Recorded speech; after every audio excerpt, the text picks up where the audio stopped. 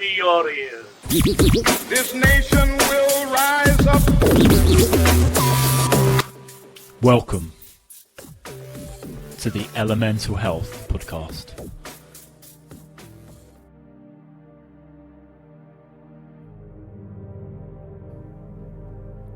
Welcome back to the Elemental Health Podcast. I'm Nick Quinton with you every single week, delivering an impactful episode to try and help you understand where you are on your journey to health and how to live a fuller, healthier life.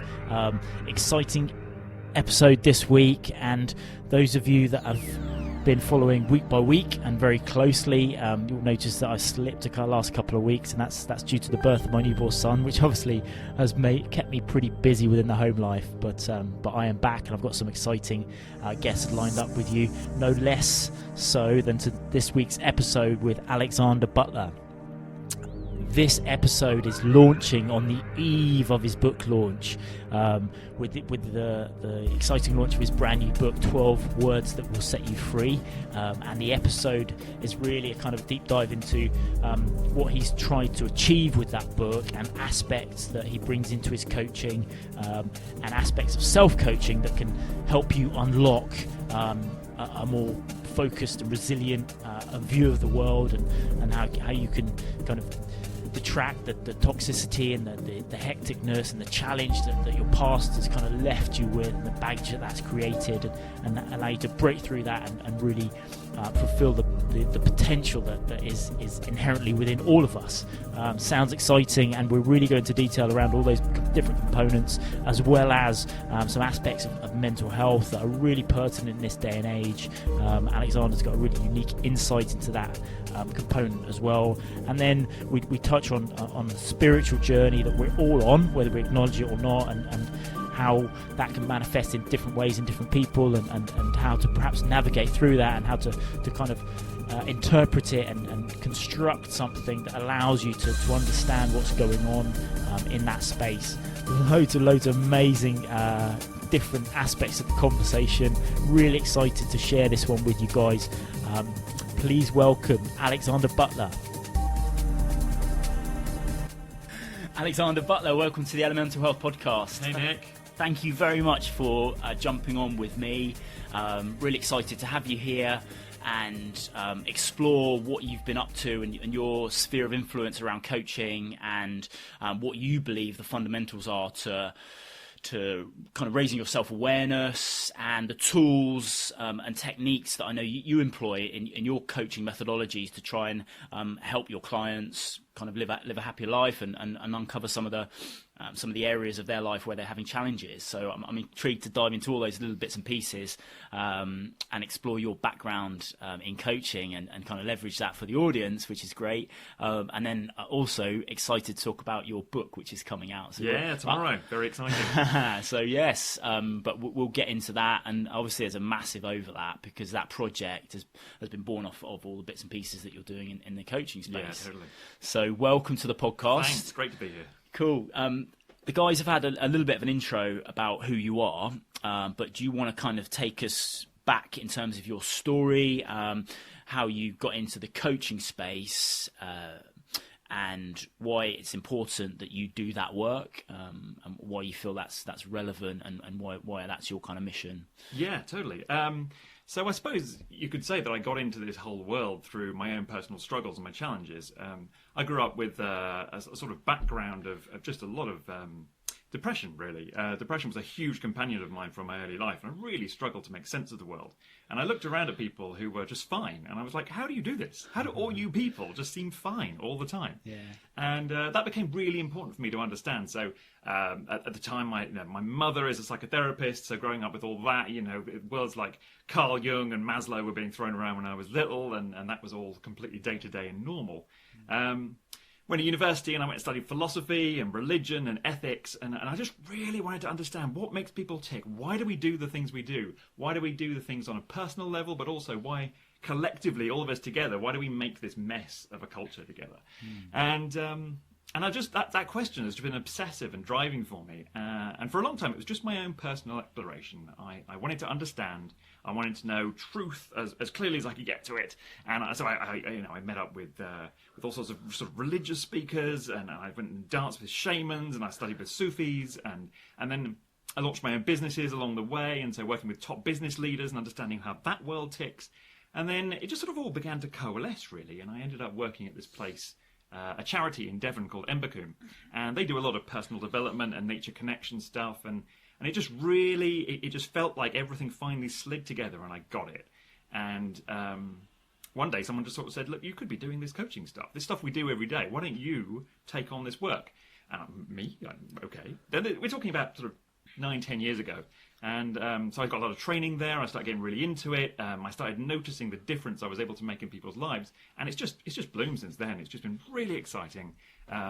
Able to take what was effectively 20 years of training and experience, experimentation, and looking from things from every possible angle, and then going, okay, how can I deliver this to one person in a way that will be practical, it'll make sense to them, they can immediately start making differences in their lives, and it's great. It's a real honour and privilege to be able to sit with each of my clients. They arrive, they're in some sort of crisis, they've reached a roadblock, a crossroads, and they sit down and they're like, what the hell do I do? And I'm like, okay, well, here is some stuff that I know that I've been able to piece together, some tools and some techniques, and it's just really exciting to do what I do. So what's...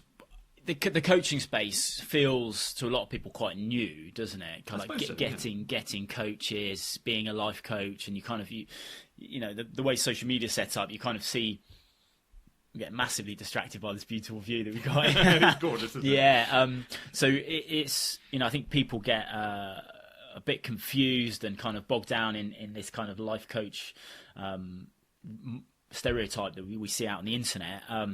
But I'm intrigued to get your viewpoint on what a coach is, and versus maybe what a therapist or counsellor would have done, and the differences in those spaces, because I think there are big differences, but I think in a lot of people's minds there's a massive overlap, and there's a stigma associated with perhaps going to see a counsellor or a therapist, and that, I think that for a lot of people that falls over into coaching, and that doesn't necessarily need to, as far as I'm concerned. I'd just like to get your view on that. Yeah, absolutely. In my opinion, both professions still have equal value, and it's not a one or the other thing. No.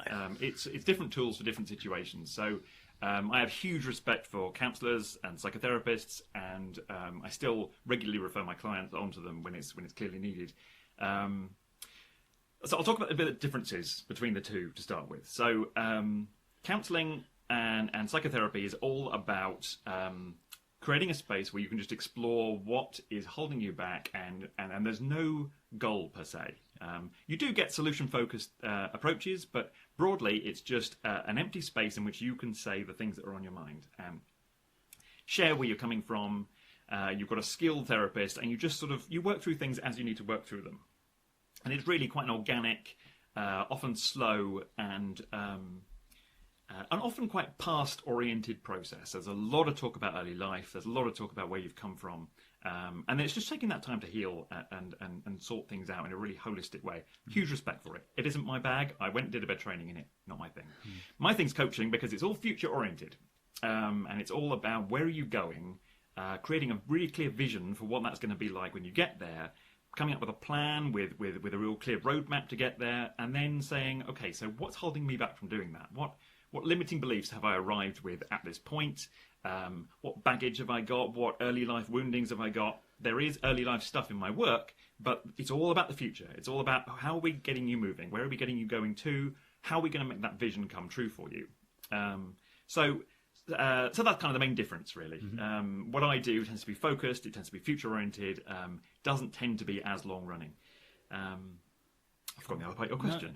No, that was it. And I think I was commenting on the kind of some of the stigmas associated with going to a therapist or counsellor versus a coach, and I think you've highlighted there the kind of my view as well. It's future focused is probably how I would describe it. Yeah, if I can say a little bit about the stigma thing. So I'm sure we'll come on to my book later, but there is a whole section in my book which is it's the biggest chapter in the book, and it's all about the cultural stories that exist for us that we move through every day, which are really harmful for us on an individual basis. And one of these key stories is you're supposed to do it all on your own. And it's really toxic and it's really harmful. I mean, coaching originated in the corporate world where there's pots of money around and people were able to just splash out and go, if I have someone around who is really positive, completely on my side, really skilled in what they do, and they can help me make sense of my situation and move forward, that's a valuable thing. And so you just found out that all of these top executives, and I've worked with a lot of these people, they all, it's completely bread and butter for them. Everyone is in coaching and everyone has got someone on their side who's like their cheerleader. And then there's everybody else. And there's this idea that for everybody else, you're supposed to do it on your own, and that there's something shameful about asking for help, asking for support, asking for someone to help you just step outside of your life for a sec and come up with more clarity. And I just don't buy it. I think that, just through my experience, I've been doing this coaching thing for 9 years, and I've worked with people from pretty much every possible background, and they all benefit from it. They just sit down, and it's just such a relief for them to have somebody who's completely on their side, who is really supportive of their goals and helps them make sense of the situation. So the stigma thing, it's old messages, and it's all got to do, it's bound up with cultural shame and all sorts of complicated things, but I think it's up to each of us to kind of step beyond that and just go, where do I want to get to in my life, and then what tools will help me get there? And often having a coach or at least some kind of cheerleader for your vision is just hugely helpful. Where does that born? What's that born of then? That cultural kind of divergence from reaching for help and asking and finding the support you need. And why do you think is it more pertinent these days versus the olden days where we're, I don't know? Oh, okay. This is huge. Historically speaking, I would say that this is stuff that grows out of post-war kind of dealing with the trauma of war, and then there's kind of the idea of the self-made man being really, really deeply ingrained in culture. I don't think it was hugely prevalent before that. You then had like a massive surge of the feminist movement, and since then, in my experience, women are much more willing to step forward and ask for help, and they tend to go through personal development and personal growth much more quickly. And so a lot of it is just historical baggage, and other things are just. These days there's so many examples of perfect people. Whether it's celebrities or whether you go on Instagram and you see all these perfect people living perfect lives with their gorgeous holidays and their fantastic kids, and everything's good. It's all a facade, but we're all trying to carry on this facade with each other. We're trying to convince everyone else that we're fine. We're not fine. We're all struggling. So I think that sets up a lot of the pressure as well. I think that the idea of not carrying on the pretense anymore, not wearing the mask that you're okay, is very frightening. And I think that it brings up deeply buried things about how we should be, and whether we'll be accepted if we just drop all those masks and go, hey, this is who I am. I'm amazing in all these ways, and yet I'm really struggling in these ways. So many people just really fear to do that, and I think that's where a lot of it comes from. Yeah, I agree with you. I think we need to embrace the fact that we're flawed. Humans are flawed individuals, and we've all got these faults, and that's what creates a connection, as far as I'm concerned. Yeah, and that's where the beauty of life comes from. Of course, they say the cracks is where the light gets in. It's all about that's a fantastic book, The Gifts of Imperfection, and it's all about being real. I say this to my clients all the time. Whatever we're doing, like if we're really talking about the future, if we're really talking about making a holistic, sustainable, amazing future for this person, let's be real. Let's talk about the real baggage that's going with you, how much it can hurt in some situations, and how in other situations it just feels amazing. That fullness, that spectrum of experience, that is being alive. And that's where I try and get my clients to. Amazing. Yeah, I think you summed it up really concisely, which is awesome. And I love the quote as well. I think that cracks where the light shines through. That's a nice comment to think about, isn't it? Really, when you're discussing this. But I think I'm coaching some guys at the moment, and I think there's you do feel that social sort of pressure to stiff upper lip. Previous generations didn't have these problems, and that seems to be a narrative that I hear quite a lot. Certainly in the guys looking for help, and why do I have to reach out for help? My grandparents didn't. They did X, Y, and Z. What's wrong with me? And I think that's going on a lot in people's heads, and that's, as far as I'm concerned, that's just holding people back from actually doing anything. That's almost can become an excuse to not take action, because you're just like, well, I'll just grind on, and there's no joy in that. There's no purpose. There's no sort of seeking happiness in that sort of road, as far as I see. I think there's a real danger. I was talking to one of my clients about this earlier today, of people who reach a point in their life where they feel successful, and then they rewrite history. They tell the story to other people and to themselves that they made this for themselves, that this was always going to happen, that fate brought them to this place. Now, some of those things might be true, and I'm not dismissing that they're possible, but it's amazing how often you find this story where someone who has really struggled throughout their lives, and then they finally make it, perhaps later in life, and then they look around to everyone and go, look, guys, look how great I am, look how much I've succeeded. And I think when we grow up, and we look at our parents, and they've gone through their really hard years before we came along, and then we're born, and they're just succeeding and thriving, and they're like, we're then trying to compare ourselves to them, the way you were talking about, like, our grandparents didn't need to struggle. Well, they did. Our grandparents at our sort of age were sort of post-war sort of time. There was a lot of privation, there was a lot of struggle, and you had, full credit to them. They gritted their teeth and they just got on with it. But now we have the opportunity not to just grit our teeth and get on with it. We don't have the story of huge success at the end of our lives to be able to say, hey, look how amazing I am. And we just sort of feel ourselves struggling. And that's okay. Yeah, I think, and what you touched on there, which I've heard called the narrative fallacy. So we create this narrative that isn't based in reality, and then we carry that around forward, and it's interesting. And then, like you say, we're constantly comparing ourselves to what's going on in the other space, whether it be our parents, or other people on social media, and it's just trying to validate what's.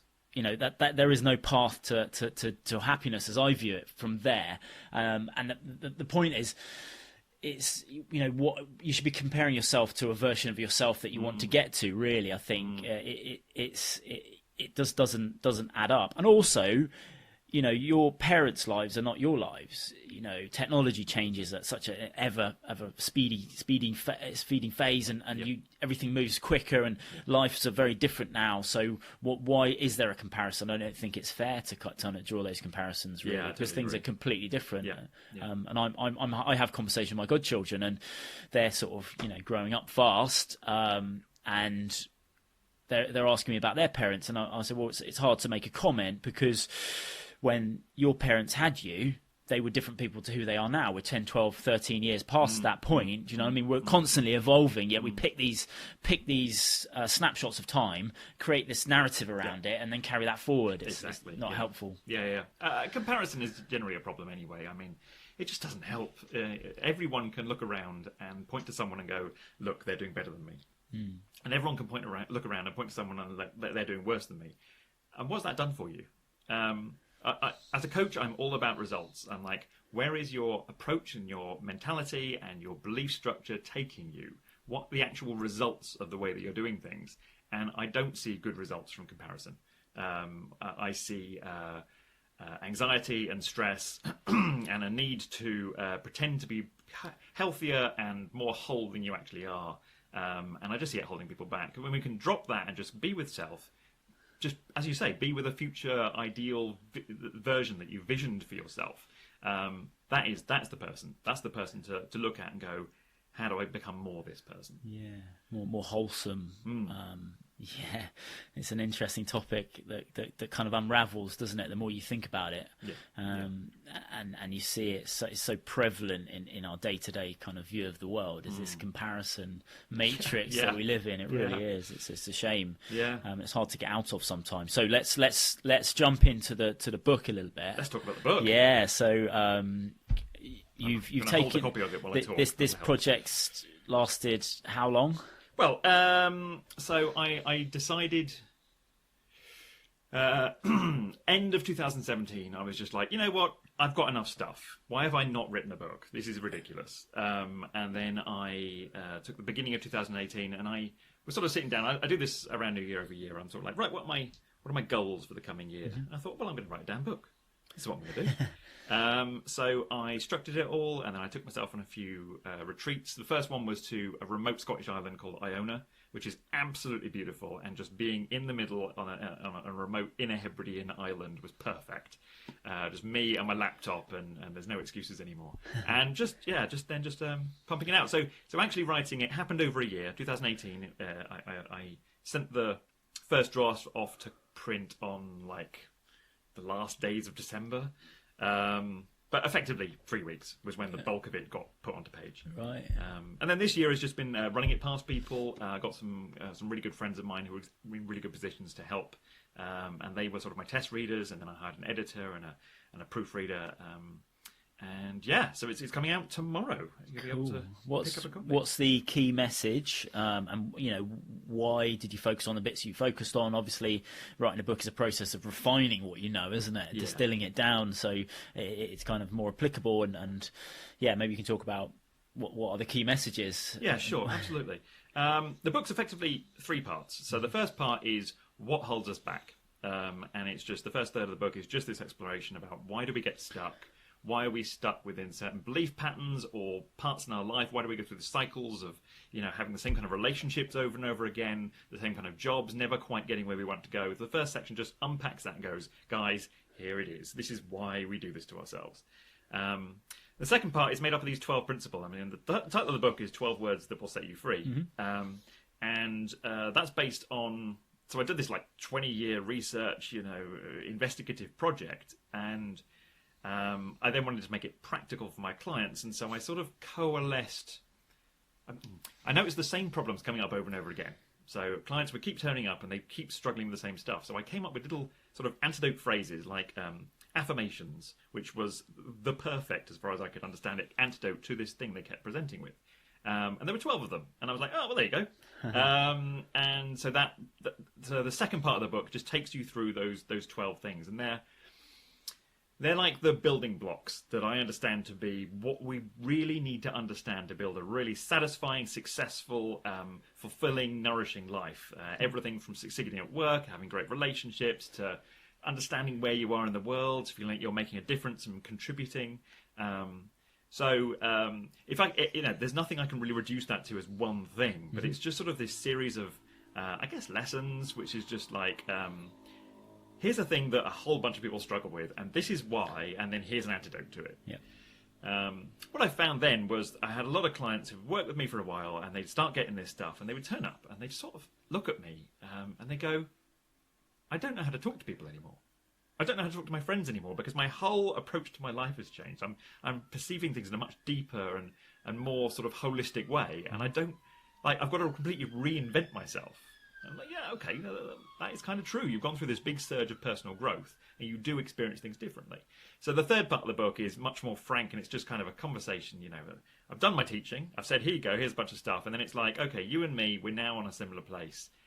Here's some bits of advice about how to live with what you now understand, how to integrate it, how to take those lessons and really practically apply them, I guess. How to live in a sustained way this more conscious, more successful, more fulfilling, more connected, more vulnerable, more passionate life. So the third part sort of takes you through that. It is a chunky book. One of my proofreaders said, one of his bits of feedback was, are you sure you couldn't split this into 2 books? And I decided, no, this really, it hangs together really well as these 3 parts. Why are we stuck? What's the antidote? How do you live this? So that's kind of the structure. Cool. And you're obviously kind of excited about the launch. I'm so excited. Yeah. So, and what's is there the number 12? Is that important to you? I think it's quite a sort of.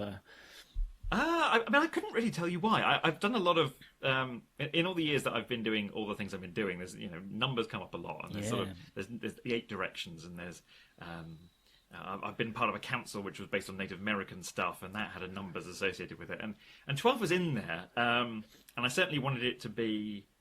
I don't know. There's something quite whole about it as an idea. But no, I'm not really sure. I mean, I think when I came up with the 12 principles originally, these kind of 12 affirmations, and then I wrote them out as words, and this became the title of the book. It felt completely right. But if anyone's got any ideas about why that feels so completely right, I'd be well up for listening to that. I think the number 12 does come up quite a lot, doesn't it, with the sort of in history. But yeah, it sounds like I need to read the book. I haven't had a chance to get my hands on it yet. But and do you have a reader in mind? Is someone out there facing a challenge in their life specifically that this will benefit them? Or is it kind of like this? Everyone needs to read the book. Well, I've got to say honestly, everyone needs to read the book. But in my head, it's kind of the same as my client base for my coaching. I work with people who have reached a point in their lives, and whatever they've done so far isn't working anymore. They had a strategy and a way that they approach their lives, and a kind of methodology which maybe never really worked brilliantly, but kind of was able to get them through. And then they reach a point and it just all kind of falls apart. And they just kind of look at their lives and they're okay, but they feel kind of frustrated and they feel stuck and they feel perhaps overwhelmed by where they are. And this book is really written for them. And I mean, I think we all experience that at some point in our lives. And actually, through my experience and my exploration of all this, I would say it's important that we all go there at some point in our lives, or several times in our lives. It's a real opportunity for a surge of growth in a new direction. I think if you live your whole life in one methodology and one approach, and you never shift tact, you miss a whole bunch of opportunities. So I really think we all reach that at some point. Hence, everyone should read my book. But yeah, it's really for that really rich. Fertile time when it's really ready. If someone's really ready to surge into growth, which at the time can feel painful and it can feel frustrating and it can feel overwhelming. But what it really is this amazing opportunity to rediscover yourself and learn who you really are and take these amazing steps. So yeah, it's kind of written for them.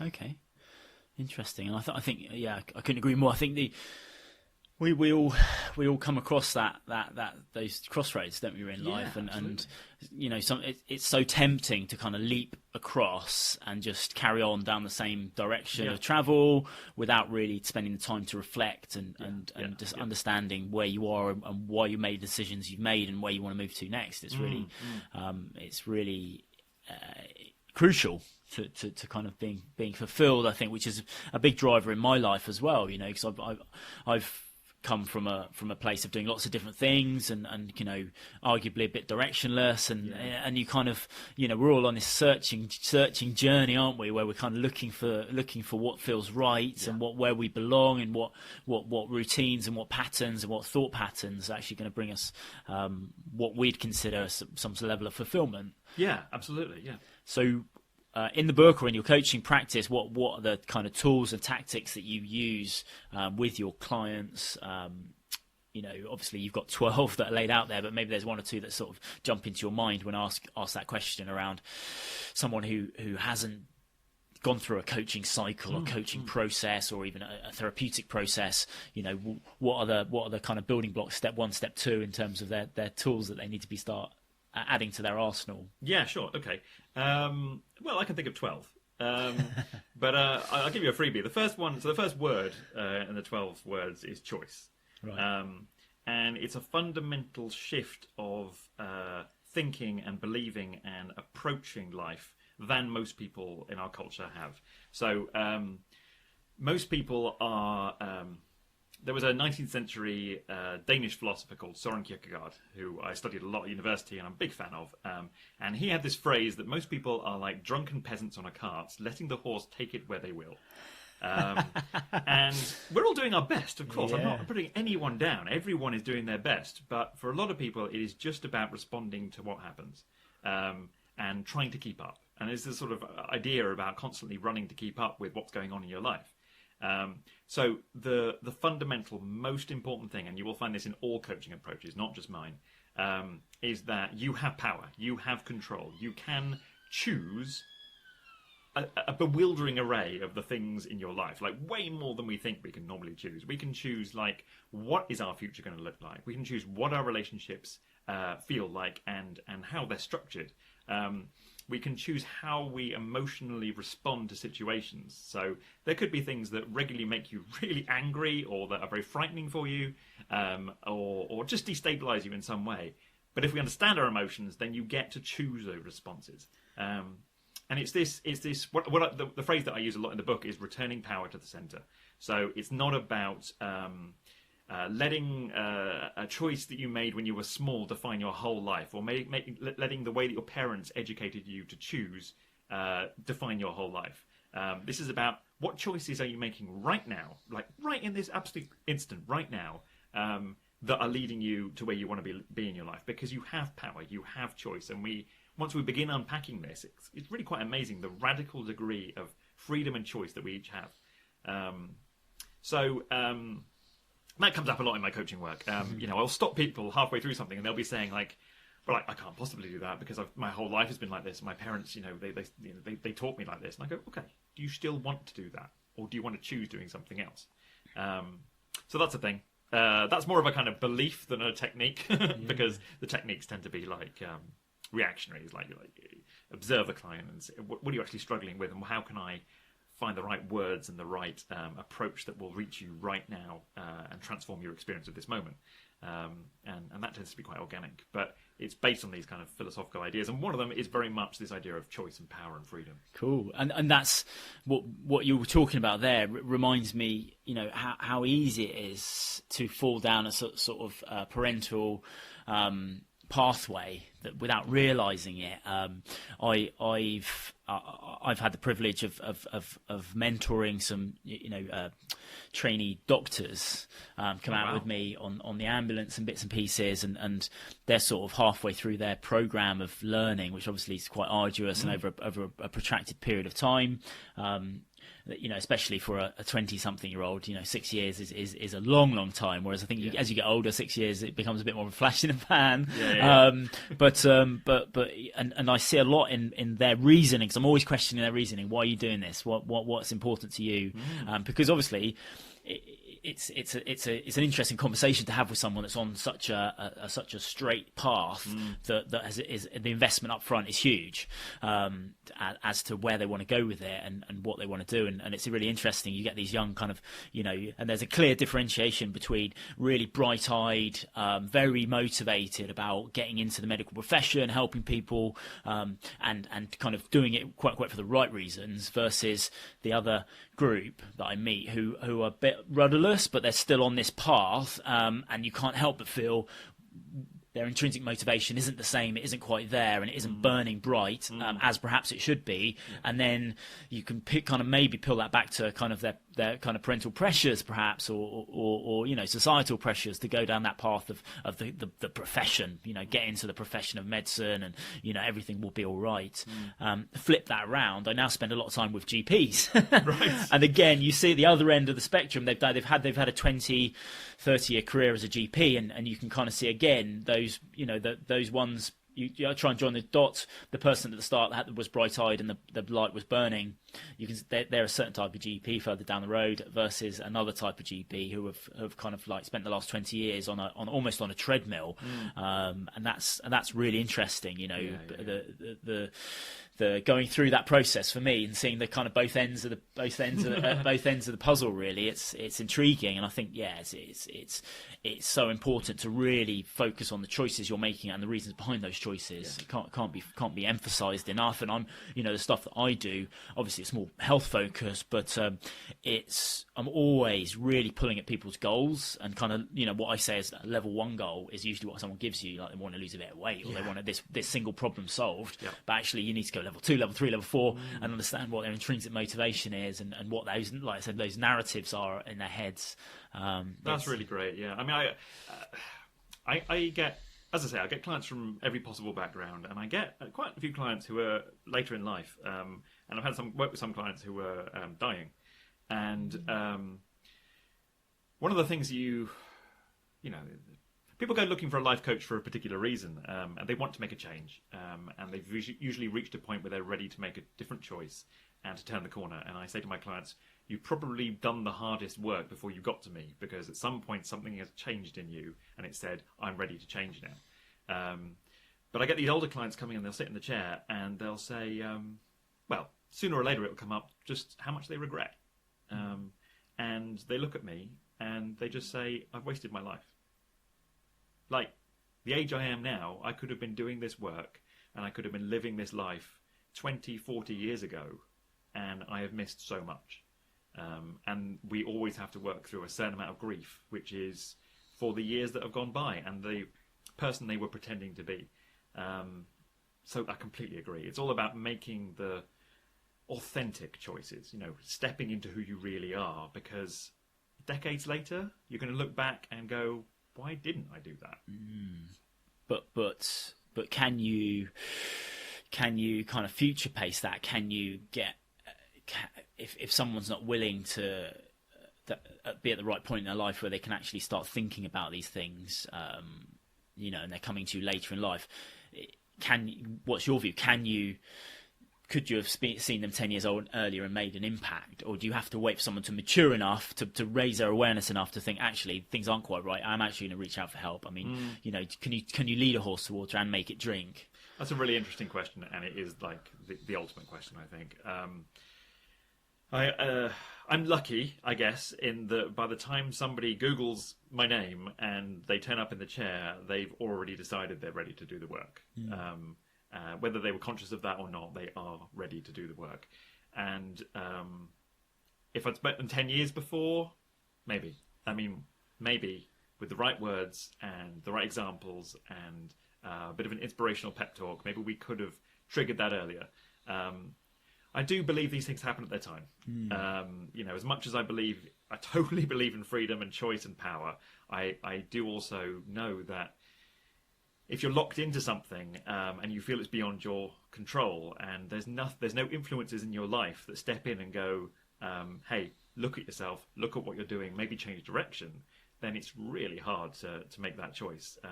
And I've always got this kind of feeling that life does this, that when the time is right, then the beliefs coalesce and you get to see, maybe it's going through a crisis, or maybe it's the end of a relationship, or maybe it's changing job, maybe it's moving house, whatever it is, something shakes things up enough and you get to step back and you look at it and you go, you know what, I need to do something about this.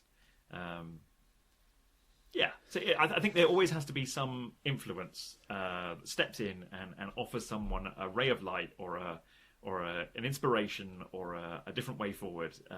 That always seems to be the thing. When clients turn up, there's always been something that's happened. Maybe it's a parent's died, or maybe it's they came into some money, or something has happened that's really shaken things up, and they've gone, hang on, something needs to change here. And often it's pain, isn't it? Often it's pain. Yeah. There's a role to pain. Yeah. Well, that's what I was going to say. So I interviewed an American guy about a couple of months ago now, and his, he helps people with all sorts of different disease manifestations, physical manifestations of pain. His organisation is called Stop Chasing Pain, and he's very much about the physiological impact of pain and how to unpack that as what's going on. But he is amazing on Instagram. Yeah, he is. He is amazing on Instagram. Nicholson. I reshare his stuff all the time. Yeah, he puts a lot of work into that. So, and I was reflecting on that conversation when you were talking about that, because I think, his thing is pain is a message from the body, and I think we could flip that round and saying, if you're suffering pain from what is perceived as the external world, a challenge has jumped up in your life, then again there's a message there, isn't there? Really, that you're given an opportunity to someone has given you the opportunity by inflicting a little bit of pressure, a little bit of pain, opportunity to change, isn't it? Really. Yeah, I mean, I think. Plato said that be kind, for everyone you meet is fighting a hard battle. And the idea that there are people around us who aren't carrying pain is ridiculous. I have maybe met 2 or 3 people in my life, and I've had the privilege of meeting a lot of really interesting people who I don't think are carrying what I would refer to as psychospiritual pain, or sort of a crippling level of shame. And pain, I think, is a companion that we all carry until we choose to face it. I think that it can suddenly flare up and it can become way more present and obvious all of a sudden, but who doesn't carry huge challenges through their lives? And I think that, yeah, every time that you experience pain, there's an opportunity there. There's growth waiting to happen. I thoroughly believe that people are born to grow. We yearn to grow and change and learn new things and fundamentally change who we are over time. And I think pain is the sort of measure of what's needed and how you're doing. So there's so many different angles that I'd love to explore. Obviously, we're not going to explore always, but I'm interested. So the coaching you do, the content of the book, the awesome book that you've put together, feels like tools and ways to analyze what's going on in your life, and very practical, based around methodologies that you've employed, which is fantastic. But I know in your past that there's also been emphasis on a spiritual connection. So how do you balance that in kind of your approach and your way of doing things, the kind of spiritual component where maybe there are less tools and tactics around, versus these fundamental methodologies and the bits and pieces that you've put together to assist your coaching and assist the people that you coach? Yeah, okay. Big question. Yeah, big question. Let's do this. So I have a form that all my clients fill out before they come and see me, and it goes through the different aspects of their life and says, how are you doing with this bit of you? And one of them is your spiritual experience. And most people don't put a lot there. They'll sort of say, don't really feel like I'm not religious. I don't really feel a lot of stuff. I do a bit of mindfulness, and that works for me. Yeah. And that's cool. The thing that I'm absolutely hot on is I ain't here to push anything down anyone's necks. And so if you haven't encountered a spiritual calling or feeling or kind of need, then cool. That's totally cool. For those who have, then when we enter that sphere of work, it does feel different than the rest of the coaching work. A lot of coaching work is like, where are we going? What are the methodologies? What's what's going to give you the results you want? Then you look at our spiritual dimension, and I think of us as four-dimensional beings in that we have a thinking mind, a feeling heart, a physical self, and a spiritual dimension. And who is qualified to teach spiritual stuff? Especially now, but who the hell is qualified to teach that? We've got some priests and some ministers, but then that comes with a whole bunch of baggage. You've then got to accept what their religion tells you. Heavy indoctrination. Yeah. So if you choose not to, or if you find that a religion doesn't speak to you, then what do? And those become really rich, tender, and often totally unique kinds of conversations. A lot of my clients do get there. We'll reach a kind of plateau in the work. They'll have done some amazing stuff. They'll take some massive steps forward. They've landed the new job. They've got the new relationship. Everything's feeling fantastic. And then we'll say, okay, so what's next? And they'll say, well, I'm starting having this feeling like I really want to explore my spiritual dimension at my side, these feelings that I have. One of the things I do say in those situations is it's really hard to distinguish between spiritual calling, feeling and need and emotional stuff. And I really feel like a lot of the stuff that people call spirituality is actually emotion. That it's just feelings you're having. And that's fine, that's important, that's hugely important. But I think that spirituality is necessarily relational. So someone's spiritual experience is in relation to something. And some people experience that as God, and some people experience that as nature. But I really encourage people to think of it in that kind of way, because that I don't particularly distinguish between the spiritual and the practical. I think that spirituality should be and can be and it thrives when it's wedded with the practical and the tangible. So I find that nature is an amazing way into all these stuff. Get out of your house, get out of your regular routine. If you can, leave your phone behind. And go out into a park or into a big bit of the downs or the beach. I'm very lucky to live right by the beach here, and see what calls to you. And But I think it has to be that necessarily relational thing. There is something that is calling to you, or that is speaking to you, or that you are interacting with through your spiritual experience. And if you approach it in that kind of way, I find that there's sort of more stuff to work with, if you know. So you've obviously been on a journey in that space. Sure. And I don't want to dive into that too much, but what feels, is there a God? No. The question of all questions: is there a process that someone can endeavour on to try and get more connected to their spiritual nature? I mean, or does it have to be organic? I mean, I've probably got my own views on that, but I'm just curious as to kind of, whether you think the conversations that you have and your own personal views around, is this something, right? Okay, let's pick this book up and see if I can get this spiritual connection going, Okay, so what I would say is an important starting point is to get the other stuff that you might confuse with a spiritual experience out of the way, because we easily confuse something for a spiritual experience. So really understanding what are emotions, and what are they trying to tell us, what is their function, and what is your relationship with your individual emotions. Once you've got that piece really understood, then when you enter this spiritual, transcendent kind of grace, whatever experience, you won't confuse it with an emotion. So I feel that's a necessary step. Also important to explore the kind of belief structures that you were brought up with. A lot of us were brought up with kind of an atheist kind of background, and yet, when you're at primary school, there might have still been some hymns sung, or there might have been some priests around, or there might have been whatever it was. And some of us grow up in a really highly religious kind of place. So also understanding that, what is the stuff you bring to this experience? If you look at the history of religious experience that people have, they tend to have the religious experiences that they expected. Catholics tend to see the Virgin Mary. You don't hear a lot of stories of Catholics having a spiritual experience where they see Muhammad. So I think that it's important to approach it holistically in that sense. So understand these other dimensions of you so that you are clear and ready. The rest of it, I think it's pretty organic. I do feel like our culture is currently pretty hostile towards the idea of spiritual experience. So I think that there are things you can do to help. I mean, personally, I enjoy going to religious and spiritual spaces.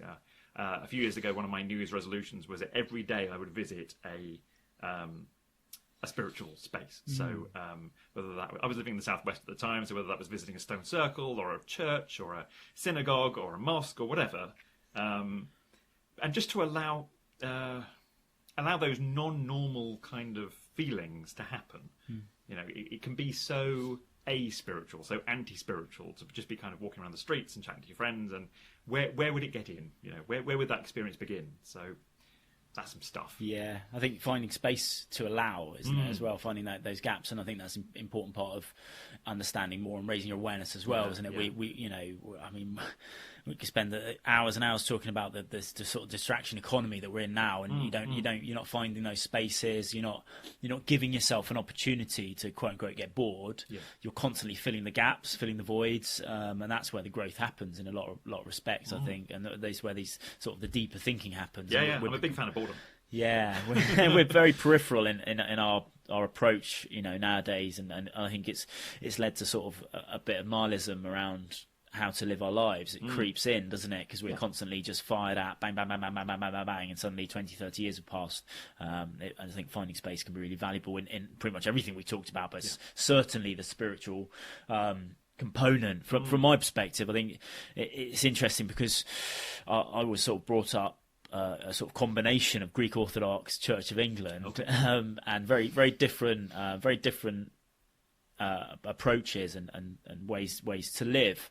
One's very much community driven, and I think only recently I've sort of become more spiritual through actually sort of breaking the shackles of religion, my religious upbringing and my religious teaching, to actually because I think connection with the self is the first step from my perspective, and then finding the space, and raising that awareness and sometimes when you're given, as a kid, you're sort of shoved down your throat, and you're given the books to read, and you're given you're given the map. Get them while they're young. Exactly, you're given the map, but it's not the right map for you, it doesn't really fit. And I know, I've got a good friend of mine.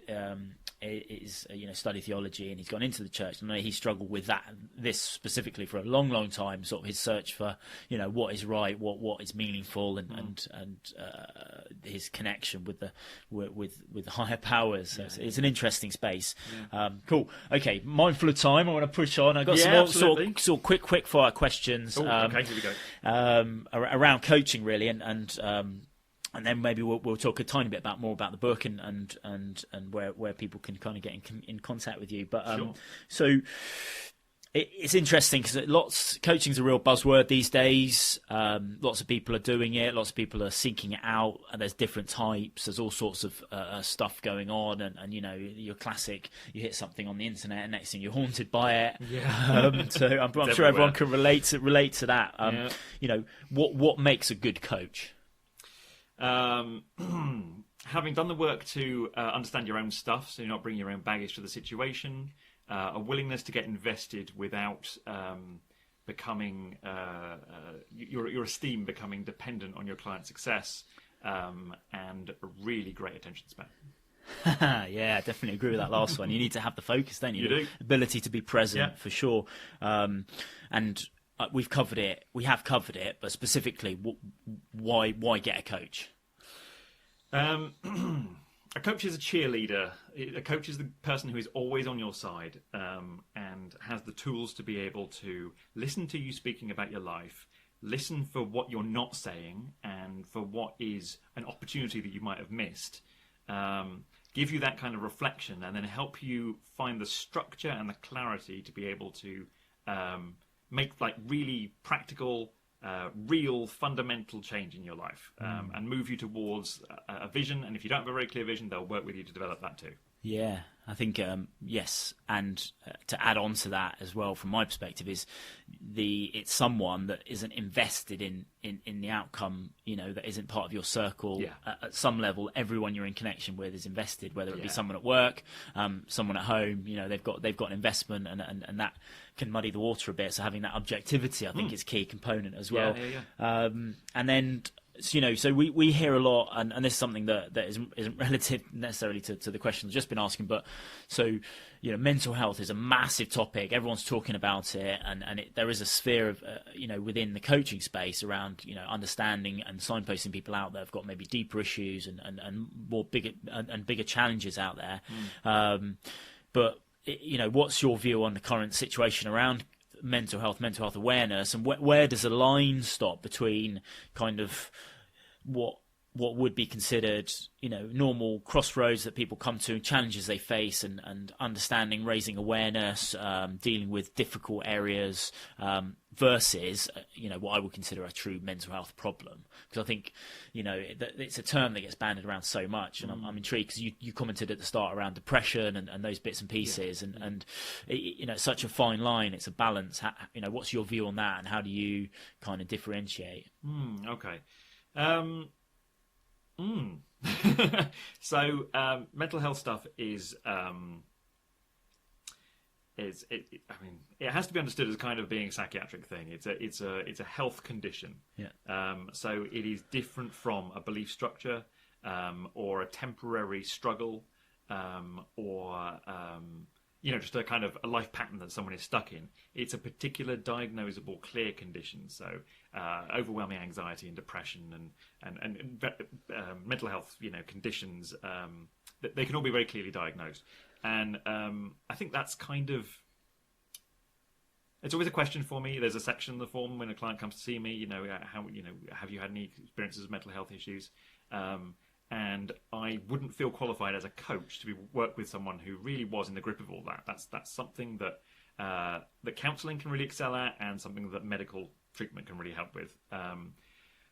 But there is a fine line, and it is a difficult one to spot sometimes, between a person who has been struggling for a long time and is just kind of overwhelmed by the experience they're having, but there is opportunity there for them to just make some changes, see things in a different way, and start moving their whole life on. and somebody who has a clear medical thing going on, which no amount of just chatting about it or coming up with a plan is going to deal with. It's difficult to really sum up that. I certainly wouldn't say that I'm an expert in mental health. No. I do watch out for it, and there are, I've been doing this long enough that I can now sort of look out for, okay, we're now moving from the territory of personal struggle and temporary challenge and into something more systemic. There is a blog entry on my website about depression and kind of my views on it, and that is very much from personal experience. So yeah, often just looking out for it and trying to spot the differences and just being conscious of this stuff. I mean, I think it's true, it's valid, it's really important, and as you say, it is growing much more at this time. So I think it's something we all have to be mindful for, and I think it's way more common than most people think it is. I think I used to think that. Yeah, I used to 100% agree with what you just said. I'm slowly, more recently, coming to a slightly different idea around this blurred line between what the massive, what everything is being categorised as mental health versus the clinical, treatable, problems that people need additional support with, and I don't know the answer. I'm not an expert, in clinical practice. I deal with a lot of mental health people, I bet you do, yeah. and that's sort of formulates my thinking around this. Is I don't know that there's such a broad spectrum that I don't know if everyone who has gone to their GP and has been diagnosed with a quote unquote mental health disorder and prescribed something is what I'd consider a true clinical case for X, Y, or Z, whatever that might be. And I think there's a danger now that you've talked about details and understanding and time spent. I think the danger is in the health service, we're not spending enough time to actually dig and understand where that demarcation lies, and then therefore, in theory, there could be a group of people that could need additional support for sure, because they don't have it within their community, within their social construct, but it not at the level that requires medication, that are getting medicated. My feeling from my experience is that there is a cohort of people out there that is getting medicated when perhaps a session with someone like yourself would be more beneficial. Yeah, potentially. I mean, this is very much a resource thing. If you look at the NHS and how ridiculously overwhelmed it is and how under-resourced it is, and just the number of people that it has to deal with, it has to work in terms of like public health kind of scales of things, and like on average, what good are we doing? And the individual can get lost in that process. That is absolutely no criticism of anyone involved in the process. It's just the scale they're dealing with. Yep. When you're working with someone like me, and we have the time to be able to explore things like really understanding your emotions on a really sophisticated level, that understanding can shift everything. Yep. And that can help people who are in this kind of borderline case that you're talking about, the border case that you're talking about. Yeah. And it's very not clear cut. Yes. I've spoken to senior consultants. I've been lectured from senior consultants, very small forums where it's been a very sort of interactive session with these senior psychologists and consultants within the health service, and they're really unclear when we talk about tertiary mental health problems. Like primary and secondary, it's much more clear cut. Usually there's some sort of that's potentially a hard wiring problem, but the tertiary stuff is really not clear cut, and that's their view, at a very senior level within the healthcare system. So it is a really murky sort of field. But I was just curious on your view, and I think you've articulated it really well. And it's a difficult beast, and the resource allocation is always an interesting one. I think we're going off on a little bit of tangent there, and I wanted to kind of but I had it on my bit of paper because I'm intrigued in your view, because I know you've experienced you're in that space to a certain extent. Awesome. Alexander, I just want to kind of draw this to a close, Sure. we talked quite a bit about your book, and I'm really excited about the project. So that's going on sale tomorrow, which is the 7th of December. Yeah. Where can people find it? Where can people interact with you? Tell us. Yeah, sure. So the book's available on Amazon. It's available as a paperback or on Kindle. Paperback is $10.99 and the Kindle is $5.99. Title is 12 Words That Will Set You Free: Finding Confidence, Purpose and Passion in Troubling Times. My name is Alexander Butler, so if you search any of that, you'll come up with it. I will be sitting down with a microphone early next year to record an Audible version, so that will be available to download through that as well. Wicked. Go out and grab a copy. Yeah. And I think, I'd like to add that it appears to be, really applicable based on your personal endeavours in that space and practical application as well. So it's a very practical book. Yeah. So you're not getting steeped in theories and getting lost in the detail of it all. So one of the revisions, I went back and removed the word therefore wherever I found it. Really. Interesting, cool. So excellent. So that's where everyone can find it on Amazon as of tomorrow. So go and grab your copy, everyone. And thank you very much, Alexander. And hopefully we'll do an episode 2 once the book's embedded. And I'd love to hear some feedback on the feedback you've had from the book. Yeah, that'll be very exciting. Yeah, awesome. Well up for it. Alexander, thank you very much. Cheers, mate. Cheers. There we go, guys. Another episode in the bag. Thank you very much to Alexander. Really excited to hear about his project and his book. That is launching tomorrow if you're listening live. If you're not, then you can find it on Amazon. 12 Words That Will Set You Free by Alexander Butler. You can also jump onto his coaching website and order a copy or get in contact with him if you want more from him in terms of his services and bits and pieces. So please go to deepcoaching.co.uk if you want to engage with Alexander. You can also find him on Instagram at deep_coaching. I'm also intrigued to hear your feedback, so please either review on iTunes, Apple Podcasts, Google, wherever you listen to your podcast, or connect with me directly on social at The Knock, THENOQ. I'm always really keen to hear feedback from you guys and how you're finding the episodes and shows, so please share it, pass it on to someone you think can benefit, and check back in for the next episode. Thank you very much for listening.